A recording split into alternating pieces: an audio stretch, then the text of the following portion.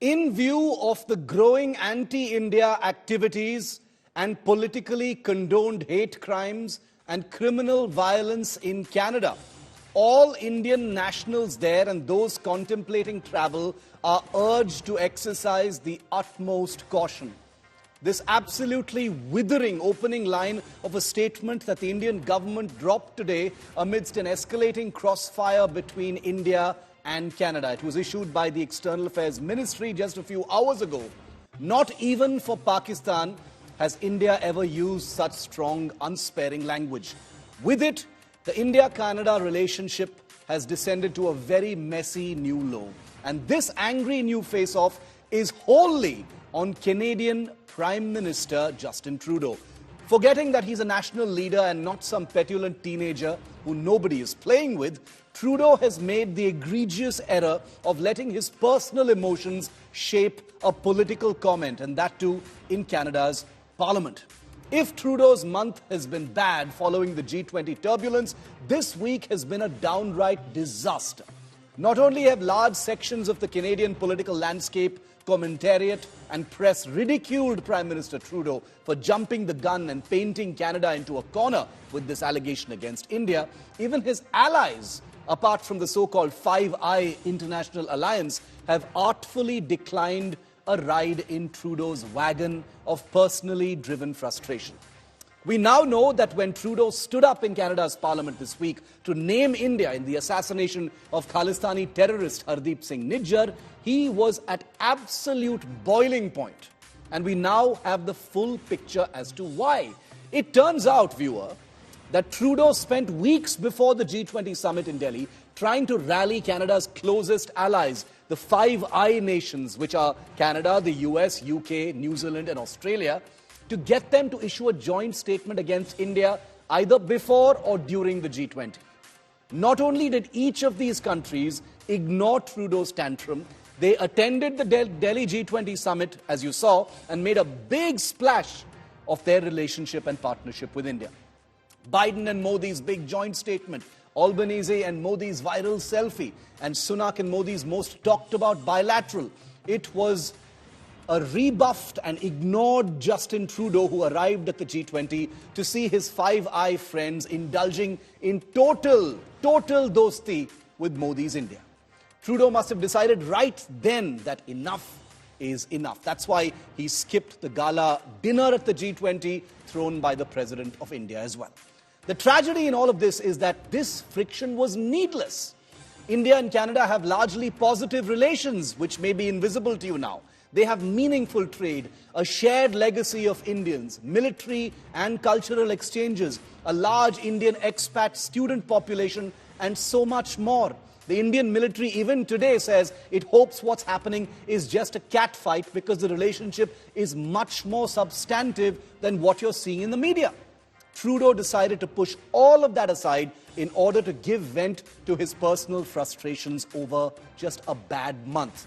The thing about diplomacy is frictions and flashpoints can end as quickly as they've begun.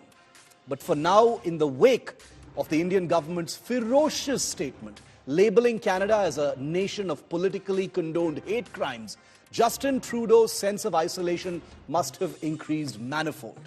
He will need to calm down and deal with this rationally if India-Canada relations are to reflect their much more layered reality, and not be a hostage of an annoyed adolescent aristocrat who nobody wants to play with.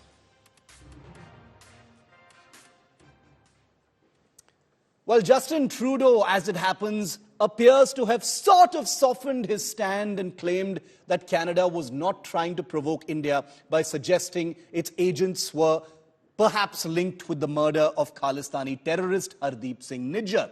This after he received, like I said, no support from his closest global allies who wanted no truck with his campaign to defame and to demolish India. Take a look at this report. The diplomatic war between India and Canada explodes. India has issued a hard-hitting advisory on hate crimes, urging Indian nationals and students in Canada to be cautious. The advisory says, and I quote, In view of growing anti-India activities and politically condoned hate crimes and criminal violence in Canada, all Indian nationals there and those contemplating travel are urged to exercise utmost caution. Recently, threats have particularly targeted Indian diplomats and sections of the Indian community who oppose the anti-India agenda. Indian nationals are therefore advised to avoid travelling to regions and potential venues in Canada that have seen such incidents.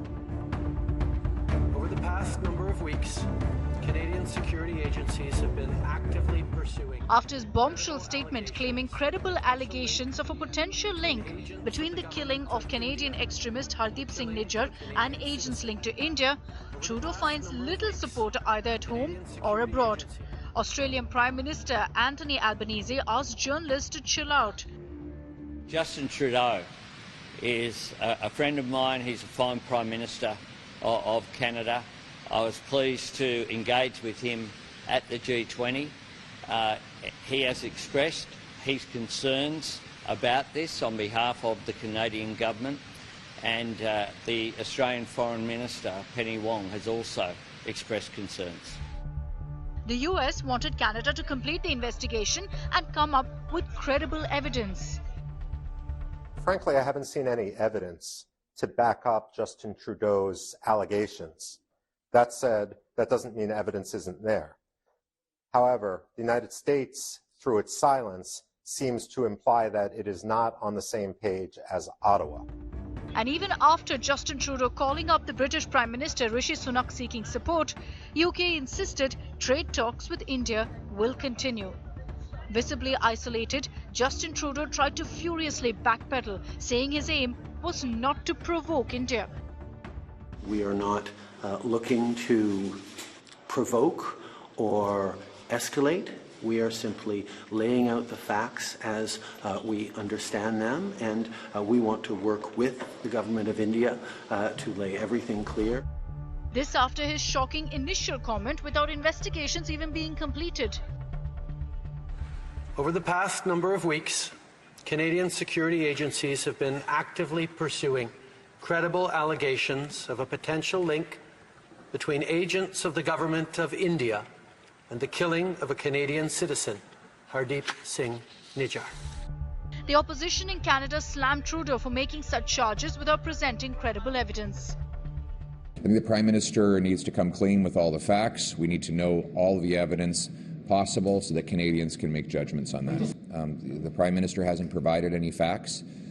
He provided a statement, and I will just emphasize that he didn't tell me any more in private than he told Canadians in public, so we want to see more information. Meanwhile, Prime Minister Modi was briefed on the current Khalistan threat in Canada. India today has also learned from its sources that the Khalistani elements in Canada are planning to protest in front of the Indian High Commission on September 25th. Keeping the situation in mind, Indian diplomats have been asked to stay alert. India has also shared a list of 9 Khalistan-backed terrorist organizations. The list has been shared with Canada, New Zealand, Australia, the US and the UK.